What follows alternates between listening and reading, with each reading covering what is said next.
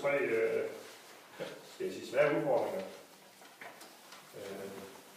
Og den ene udfordring, det er fobi åben. Jeg har lidt tendens til at afslutte for hurtigt. Det gør jeg nok, fordi at jeg kan godt lide at bestemme. Så den vej der søger jeg selv lige en hurtig afslutning. Og det er jo et problem. Det er jeg godt klar over. En anden måde, jeg søger afslutning på, det er, at det jo godt have, at der skal ske noget nyt. Altså, det her med, at opgaven de står og hænger, og vi ikke kommer videre, det irriterer mig. Så bliver jeg utålmodig. Det er også en af de der kager, der er ved at... Og så der vil søge en hurtig afslutning. Nogle gange kan jeg også søge en hurtig afslutning, hvis jeg er presset på tid.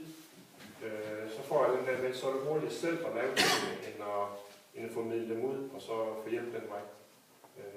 Det er også et problem, jeg har med, at inde i mig, så siger jeg til mig selv, at det er bare hurtigt bare selv at lave det. Men det er det måske kun lige nu, men så har jeg opgaven igen næste gang. Og sådan noget. Det her med at lige at kunne se ud over næste time. Det som vi gerne skulle få ud af, at hvis jeg kunne rykke mig lidt ind mod midten og så over mod at forbi åben, det er, at vi får nogle flere idéer frem. Også i og med, at jeg kunne være lidt mere tålmodig og spørge folk. En anden ting det er, at alle ikke bliver hørt, og derved kan der nogen, der måske kan føle sig lidt forbi på det. Og hvor de føler lidt, at jeg trunger henover, hvor jeg er lidt utålmodig. Og en anden god fordel ved at rykke på sig selv lidt, det er, at jeg så spørger andre, får nogle flere idéer på banen. Derved får vi jo forhåbentlig den bedste løsning, frem for at det er bare kun inde i mit lille hoved, løsningen den ligger.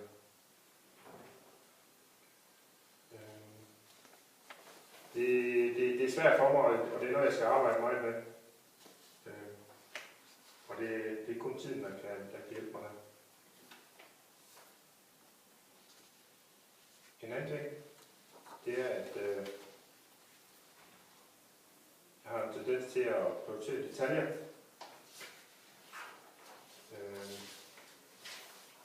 Frem for at prioritere overblik.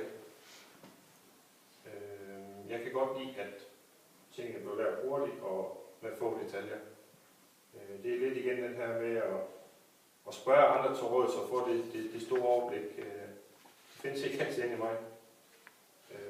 Jeg synes, den kommer lidt ud fra den, vi lige havde før med at kunne forblive åben.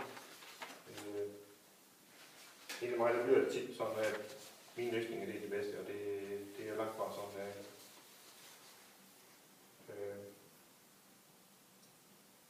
nogle af de her fordele, der skulle komme ved, at jeg rykker mig lidt mere over at prioritere overblik, det er jo, at der kommer flere detaljer på opgaverne, og dermed vi får nogle bedre løsninger.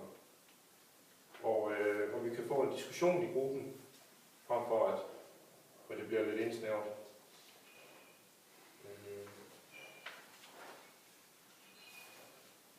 Ja.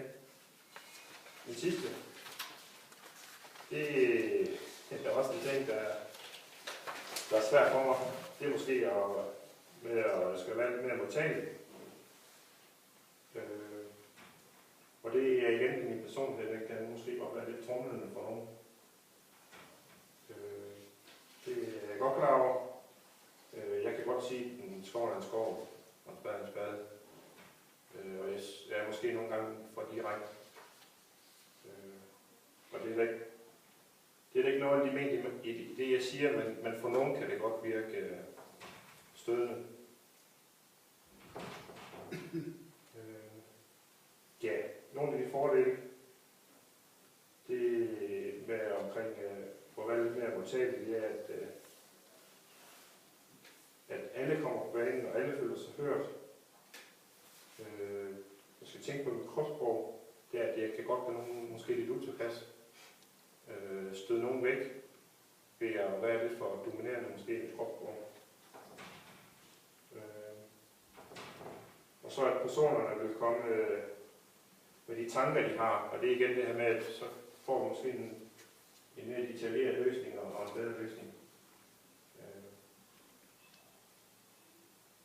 Det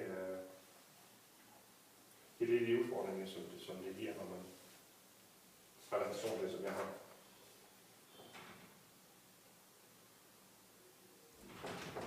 Ja. Det er det, jeg skal arbejde med, og det er 3 punkter, som jeg er godt klar over. Og de er svære at arbejde med, fordi de er ikke rigtig lige for. Men jeg ved godt, at jeg skal have det i tankerne.